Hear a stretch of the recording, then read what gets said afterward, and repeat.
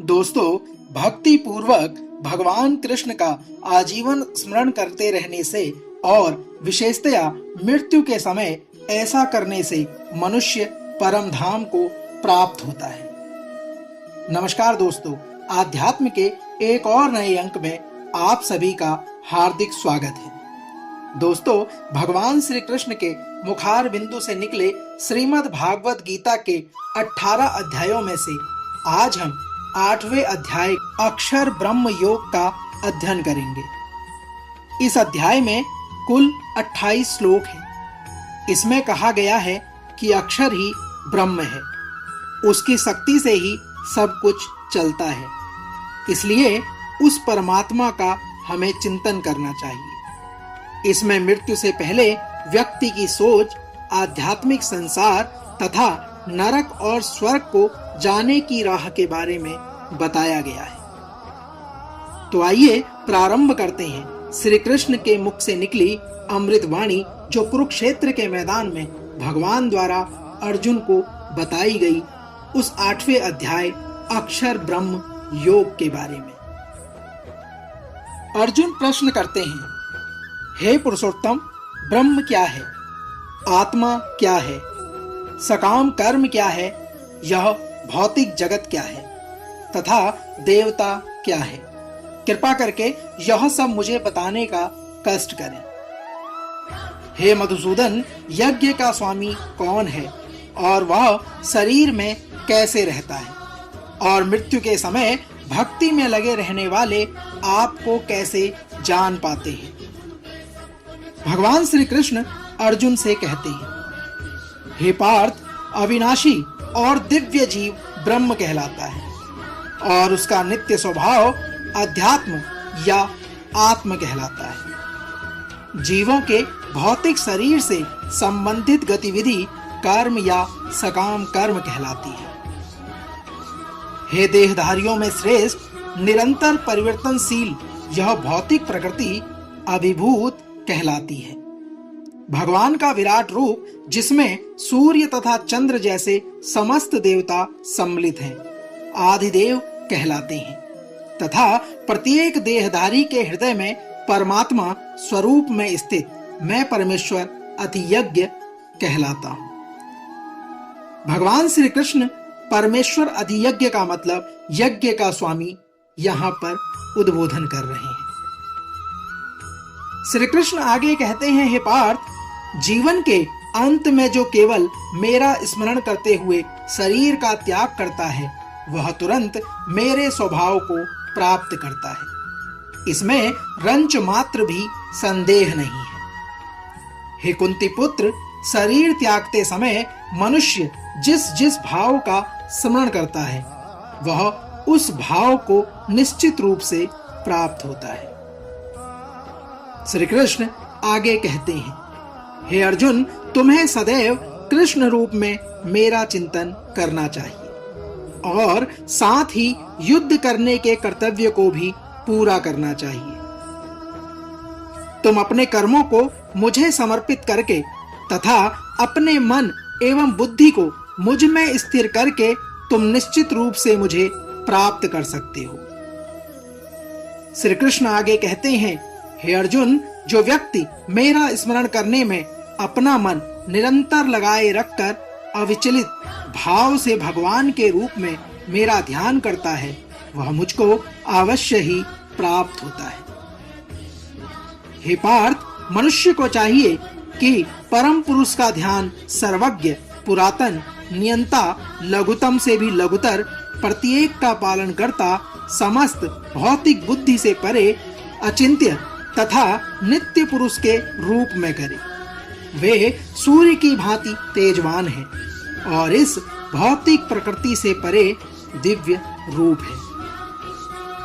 हे अर्जुन, जो मृत्यु के समय व्यक्ति अपने प्राणों को भौहों के मध्य स्थिर कर लेता है और योग शक्ति के द्वारा अविचलित मन से पूर्ण भक्ति के साथ परमेश्वर के स्मरण में अपने आप को लगाता है, वह निश्चित रूप से भगवान को प्राप्त होता है।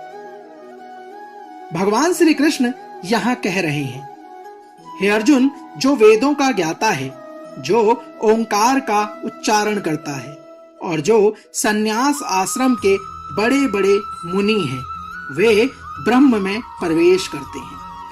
ऐसी सिद्धि की इच्छा करने वाले ब्रह्मचर्य व्रत का अभ्यास करते हैं। अब मैं तुम्हें वह विधि बताऊंगा जिससे कोई भी व्यक्ति मुक्ति लाभ कर सकता है। दोस्तों, यहाँ से भगवान श्री कृष्ण अर्जुन को मुक्ति लाभ के बारे में बता रहे हैं। श्री कृष्ण कहते हैं कि समस्त इंद्रियां क्रियाओं से व्यक्ति को योग की स्थिति कहा जाता है। इंद्रियों के समस्त द्वारों को बंद करके तथा मन को हृदय में और प्राणवायु को सिर पर केंद्रित करके मनुष्य अपने आप को योग में विस्थापित करता है। हे अर्जुन, इस योगाभ्यास में स्थिर होकर तथा अक्षरों के परम संयोग यानी ओंकार का उच्चारण करते हुए यदि कोई भगवान का चिंतन करता है और अपने शरीर का त्याग करता है तो वह निश्चित रूप से आध्यात्मिक लोकों को प्राप्त होता है। हे अर्जुन, जो अनन्य भाव से निरंतर मेरा स्मरण करता है उसके लिए मैं सुलभ हूं, क्योंकि वह मेरी भक्ति में प्रवृत्त रहता है। मुझे प्राप्त करके महापुरुष जो भक्त योगी हैं कभी भी दुखों से पूर्ण इस अनित्य जगत में नहीं लौटते, क्योंकि उन्हें परम सिद्धि प्राप्त हो चुकी होती है। हे अर्जुन, हर जगत में सर्वोच्च लोक से लेकर निम्नतम सारे लोक दुखों के घर हैं, जहां जन्म तथा मरण का चक्कर लगा रहता है। किंतु हे कुंती पुत्र, जो मेरे धाम को प्राप्त कर लेता है वह फिर कभी जन्म नहीं लेता। हे पार्थ, मानवीय गणना के अनुसार 1000 युग मिलकर ब्रह्म का एक दिन बनता है और इतनी ही बड़ी ब्रह्म की रात्रि भी होती है।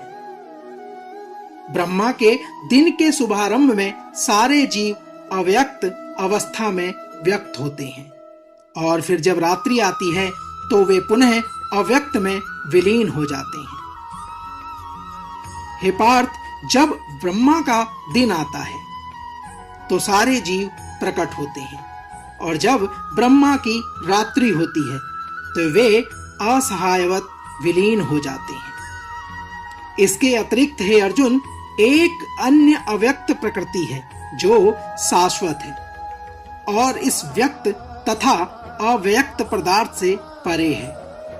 यह श्रेष्ठ और कभी नाश न होने वाली है। जब इस संसार का सब कुछ लय हो जाता है तब भी उसका नाश नहीं होता।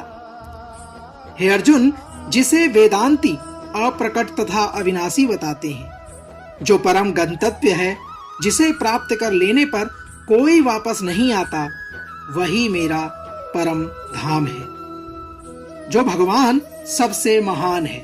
अनन्य भक्ति द्वारा ही प्राप्त किया जा सकता है। यद्यपि वे अपने धाम में विराजमान रहते हैं तो भी वे सर्वव्यापी हैं और उनमें सब कुछ स्थित है। हे भरत श्रेष्ठ, अब मैं तुम्हें उन विभिन्न कालों को बताऊंगा जिनमें इस संसार से प्रयाण करने के बाद योगी पुनः आता है अथवा नहीं आता। श्री कृष्ण कहते हैं, हे अर्जुन, जो परब्रह्म के ज्ञाता है वे अग्निदेव के प्रभाव में, प्रकाश में, दिन के शुभ लक्षण में, शुक्ल पक्ष में या जब सूर्य उत्तरायण में रहता है, उन 6 मासों में इस संसार से शरीर त्याग करने पर उस परब्रह्मा को प्राप्त करते हैं। जो योगी धुएं, रात्रि, कृष्ण पक्ष या सूर्य के दक्षिणायन रहने के 6 महीनों में दिवंगत होते हैं, वह चंद्रलोक में जाता है, किंतु वहां से वह पुनः पृथ्वी पर चला आता है। श्री कृष्ण आगे कहते हैं, वैदिक मतानुसार इस संसार से प्रयाण करने के 2 ही मार्ग हैं, एक प्रकाश का तथा दूसरा अंधकार का।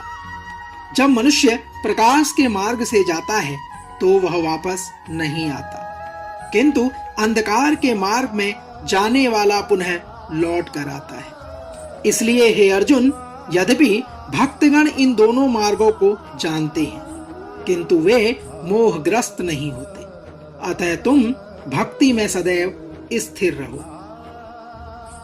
श्री कृष्ण कहते हैं, जो व्यक्ति भक्ति मार्ग स्वीकार करता है वह वेदाध्ययन, तपस्या, दान, दार्शनिक तथा सकाम कर्म करने से प्राप्त होने वाले फलों से वंचित नहीं होता।